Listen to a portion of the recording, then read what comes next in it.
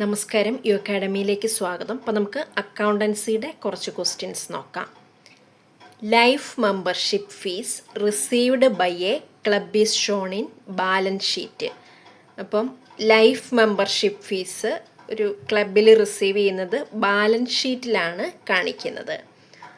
All items of revenue in nature are shown in income and expenditure account. ഇപ്പോൾ revenue നേച്ചറുള്ള എല്ലാ ഐറ്റംസും income and expenditure അക്കൗണ്ടിൽ വേണം കാണിക്കാൻ. Legacies should be treated as a liability.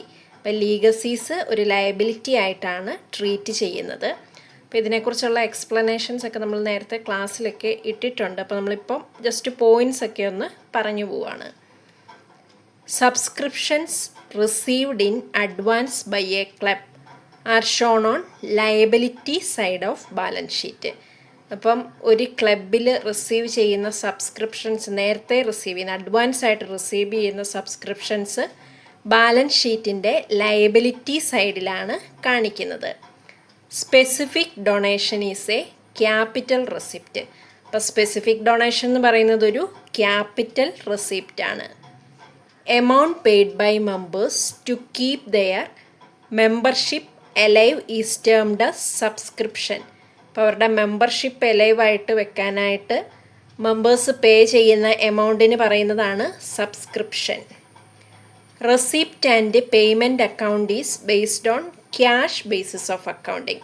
ഇപ്പോൾ റെസിപ്റ്റ് ആൻഡ് പേയ്മെൻറ്റ് അക്കൗണ്ട് എന്ന് പറയുന്നത് cash basis of accounting base ചെയ്തുള്ളതാണ്.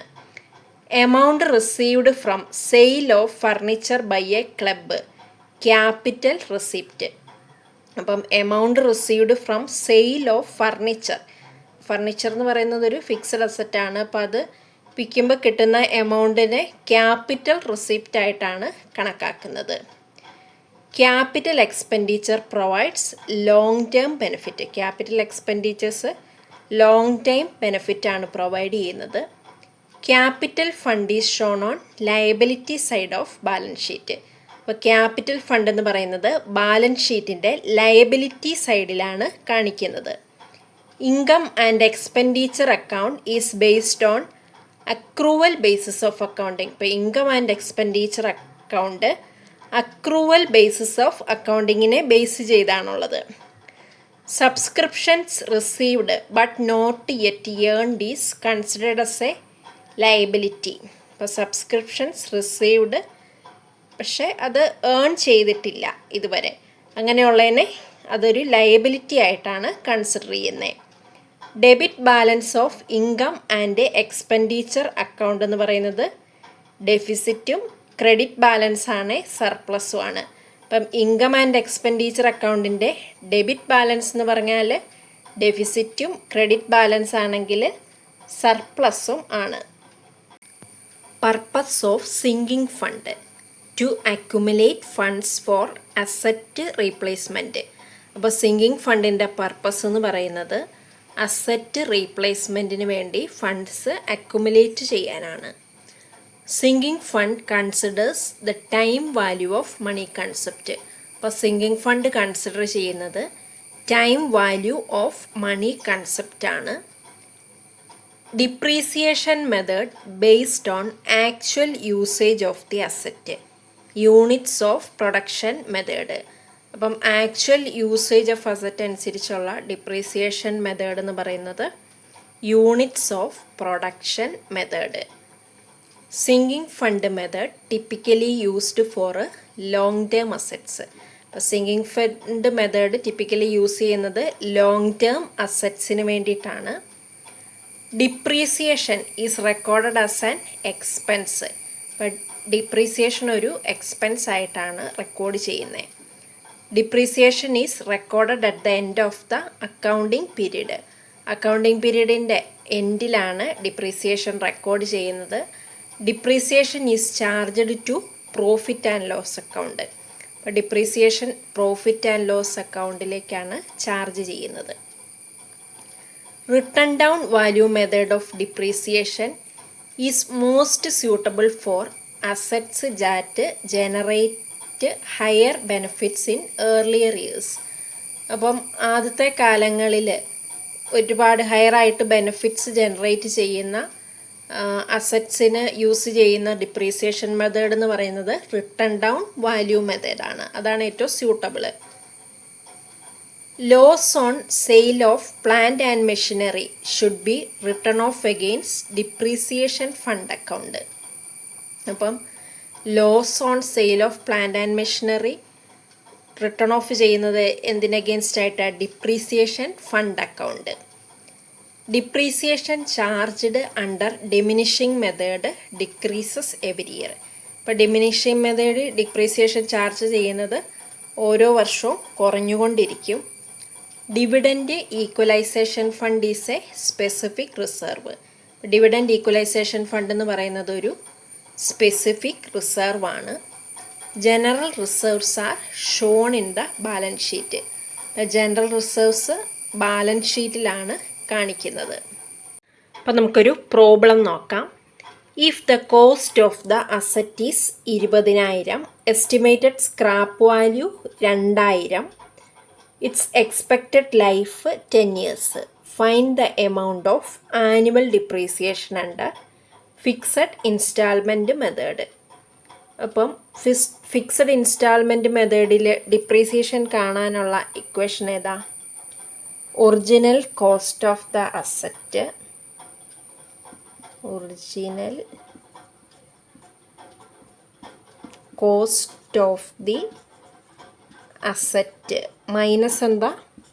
Estimated scrap value.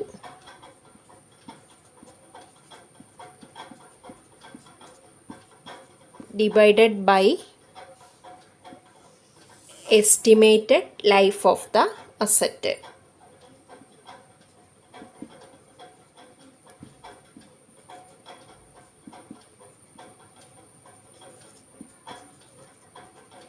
അപ്പം ഈ ഒരു ഇക്വേഷൻ എല്ലാവരും ഒന്ന് പഠിച്ചു വെച്ചേക്കണം. ചെറിയ ചെറിയ കുഞ്ഞു കുഞ്ഞു പ്രോബ്ലംസ് എല്ലാ എക്സാമിനും ചോദിക്കുന്നത്. അപ്പോൾ ഇങ്ങനെ ഒരു ക്വസ്റ്റ്യൻ വന്നാൽ cost of the asset, original cost നമ്മുടെ ക്വസ്റ്റ്യനിൽ പറഞ്ഞിട്ടുണ്ട്, സ്ക്രാപ്പ് വാല്യൂ പറഞ്ഞിട്ടുണ്ട്, എക്സ്പെക്റ്റഡ് ലൈഫും പറഞ്ഞിട്ടുണ്ട്. അപ്പോൾ ഫിക്സഡ് ഇൻസ്റ്റാൾമെൻറ്റ് മെത്തേഡിൽ അതിൻ്റെ ഫിക്സഡ് ഇൻസ്റ്റാൾമെൻറ്റ് മെത്തേഡിൻ്റെ തന്നെ പല പേരുകളുണ്ട്. സ്ട്രെയിറ്റ് ലൈൻ മെത്തേഡ്, പിന്നെന്താ fixed percentage on original cost, equal instalment. അപ്പോൾ ഇതിൽ ഏത് പേര് പറഞ്ഞ് ചോദിച്ചാലും ഇത് തന്നെ ചെയ്യാനായിട്ട് ഓർക്കണം. അപ്പോൾ അതിൻ്റെ ഡിപ്രീസിയേഷൻ കാണുന്ന ഇക്വേഷൻ എന്ന് പറയുന്നത് original cost of the asset minus estimated scrap value by estimated life of the asset. ഇപ്പോൾ original cost of the asset എത്രയാണ്? കോസ്റ്റ് ഓഫ് ദ അസറ്റ് പറഞ്ഞേക്കുന്നത് 20,000 minus estimated scrap value 2,000 by expected life, estimated life എന്ന് പറയുന്നത് 10 കൊല്ലം. 20,000 നിന്ന് 2,000 കുറച്ച് കഴിഞ്ഞാൽ 18,000 by 10. അപ്പോൾ എത്ര വരും? 1,800. അപ്പം ഫിക്സഡ് ഇൻസ്റ്റാൾമെൻറ്റിൽ മെത്തേഡിൽ ഒരു കൊല്ലം, അതായത് ആനുവൽ ഡിപ്രീസിയേഷൻ വരുന്നത് 1,800 രൂപ വെച്ചാണ്. അപ്പോൾ ഇങ്ങനെ ഒരു പ്രോബ്ലം വന്നാൽ ഒറിജിനൽ കോസ്റ്റ് ഓഫ് ദ അസറ്റിന്ന്, ഒറിജിനൽ കോസ്റ്റിന്ന് എസ്റ്റിമേറ്റഡ് സ്ക്രാപ്പ് വാല്യൂ കുറയ്ക്കുക, divided by estimated life of the asset, അതായത് അസറ്റിൻ്റെ ലൈഫ്, എക്സ്പെക്റ്റഡ് ലൈഫ് എത്രയാണോ പറഞ്ഞേക്കുന്നത് അതുകൊണ്ട് ഡിവൈഡ് ചെയ്യുക. അപ്പം കറക്റ്റ് എല്ലാ കൊല്ലവും ഒരേ തുക തന്നെ ആയതുകൊണ്ട് ജസ്റ്റ് നമ്മൾ ഈ ഒരു ഇക്വേഷൻ വെച്ചിട്ടങ്ങ് ചെയ്യുക. ഇത് ഓർക്കുക, original cost of the asset minus estimated scrap value by estimated life, എത്രയാണോ അതിൻ്റെ ലൈഫ് എക്സ്പെക്റ്റൻസി പറയുന്നത്. അപ്പോൾ അത് 1,800 നമ്മുടെ answer. Alternative term for accumulated depreciation expenses, provision for depreciation. അപ്പം അക്യുമുലേറ്റഡ് ഡിപ്രീസിയേഷൻ എക്സ്പെൻസസിന് പകരം പറയുന്ന ഒരു ഓൾട്ടർനേറ്റീവ് ടേം എന്ന് പറയുന്നത് provision for depreciation. Voyage account is a nominal account. Voyage account എന്ന് പറയുന്നത് ഒരു നോമിനൽ അക്കൗണ്ടാണ്. അപ്പോൾ ഏതെങ്കിലും ടോപ്പിക്സ് വോയേജ് അക്കൗണ്ട് പോലെ ഏതെങ്കിലുമൊക്കെ അക്കൗണ്ട്സിൻ്റെ ഡൗട്ട് ഉണ്ട്, ഏതെങ്കിലും ടോപ്പിക്ക് സ്പെഷ്യലായിട്ട് ക്ലാസ് ഇടണമെന്നുണ്ടെങ്കിൽ കമൻറ്റ് ചെയ്താൽ മതി, അത് പോസ്റ്റ് ചെയ്യാം. Profit or loss on voyage account is transferred to profit and loss account of shipping company. അപ്പോൾ profit or loss on voyage account transfer ചെയ്യുന്നത് എങ്ങോട്ടാ? Profit and loss account of shipping company. Excess of income over expenditure, അതിന് പറയുന്നത് എന്നാ? Surplus. Excess of income, എക്സ്പെൻഡിച്ചറിനേക്കാളും കൂടുതൽ income വന്നാൽ എന്നാ പറയുന്നത്? Surplus. Receipt and payment account is summary of cash book. അപ്പോൾ റെസിപ്റ്റ് ആൻഡ് പേയ്മെൻറ്റ് അക്കൗണ്ട് എന്ന് പറയുന്നത് ക്യാഷ് ബുക്കിൻ്റെ സമ്മറിയാണ്. അപ്പോൾ ചില ക്വസ്റ്റ്യൻസ് ഒക്കെ റിപ്പീറ്റഡ് ആയിട്ടൊക്കെ വരുന്ന കാണും. ഇതെല്ലാം നമ്മുടെ പ്രീവിയസ് ക്വസ്റ്റ്യൻസും PSC എക്സാംസിനും ഒക്കെ ചോദിച്ചത്. പിന്നെ നമ്മുടെ +2 ഡിഗ്രി ലെവൽ ടെക്സ്റ്റിലെയൊക്കെ MCQസും ഫിൽ ഇൻ ദ ബ്ലാങ്ക്സ് അങ്ങനെ ചെറിയ ക്വസ്റ്റ്യൻസ് ഒക്കെ ആയിട്ട് വരുന്നില്ലേ? അപ്പോൾ അങ്ങനെയുള്ള ക്വസ്റ്റ്യൻസ് തന്നെയാണ് നമ്മളിത് എടുത്തിട്ടേക്കുന്നത്. അപ്പോൾ ഇതിൻ്റെ പാർട്ട് 1 കഴിഞ്ഞ ദിവസം അപ്ലോഡ് ചെയ്തിട്ടുണ്ട്. അപ്പോൾ അത് കാണാത്തവരാണെങ്കിൽ ഒന്ന് കേട്ടു പഠിക്കണം. കാരണം ഈ ക്വസ്റ്റ്യൻസ് ഒക്കെയാണ് റിപ്പീറ്റഡ് ആയിട്ട് വീണ്ടും വീണ്ടും എക്സാംസിന് ചോദിക്കുന്നത്. അപ്പോൾ റെസിപ്റ്റ് ആൻഡ് പേയ്മെൻറ്റ് അക്കൗണ്ട് എന്ന് പറയുന്നത് ക്യാഷ് ബുക്കിൻ്റെ സമ്മറിയാണ്. Income and expenditure account is prepared on accrual basis. Income and expenditure account prepare ചെയ്യുന്നത് അക്രൂവൽ ബേസിസിലാണ്. ഇൻകം ആൻഡ് എക്സ്പെൻഡിച്ചർ അക്കൗണ്ട് എന്ന് പറയുന്നത് ഒരു റിയൽ അക്കൗണ്ടാണ്. ഇൻകം ആൻഡ് എക്സ്പെൻഡിച്ചർ അക്കൗണ്ട് എന്ന് പറയുന്നത് ഒരു റിയൽ അക്കൗണ്ടാണ്. Capital of non profit organisation is called accumulated profit or capital fund. അപ്പോൾ നോൺ പ്രോഫിറ്റ് ഓർഗനൈസേഷൻ്റെ ക്യാപിറ്റലിന് പറയുന്നതാണ് accumulated fund or capital fund. Specific donation received will appear on debit side of receipt and payment account.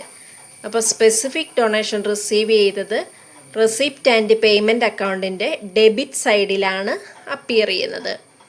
Amount spend in the process of earning revenue expense. അപ്പം amount spend in the process of earning revenue എന്ന് പറയുന്നത് എക്സ്പെൻസാണ്.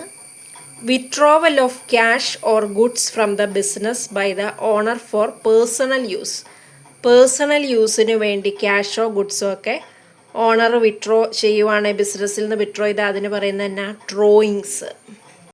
അപ്പം നമുക്ക് കുറച്ച് adjusting entries നോക്കാം. അപ്പോൾ adjustment entries usually ചോദിക്കാറുള്ളതാണ്.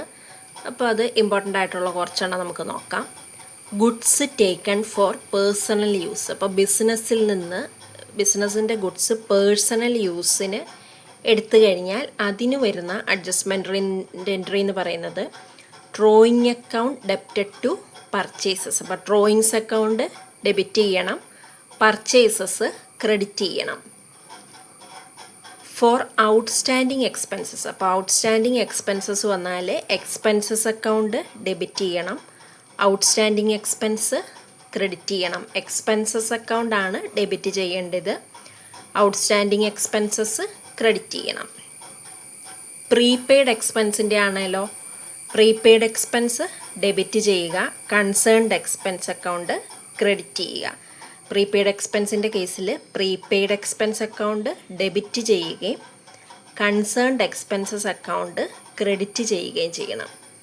Accrued income ആണെങ്കിൽ accrued income debit ചെയ്യുക, കൺസേൺഡ് ഇൻകം ക്രെഡിറ്റ് ചെയ്യുക. അപ്പോൾ അക്രൂഡ് ഇൻകത്തിൻ്റെ കേസിൽ അക്രൂഡ് ഇൻകം ഡെബിറ്റ് ചെയ്യണം, കൺസേൺഡ് ഇൻകം ക്രെഡിറ്റ് ചെയ്യണം.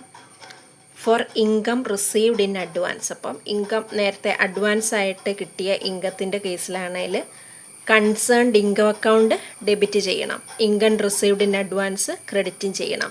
അപ്പം ഇൻകം റിസീവ്ഡ് ഇൻ അഡ്വാൻസിൻ്റെ കേസിലാണെങ്കിൽ കൺസേൺഡ് ഇൻകം അക്കൗണ്ട് ഡെബിറ്റ് ചെയ്യുകയും income received in advance credit ചെയ്യുകയും ചെയ്യണം.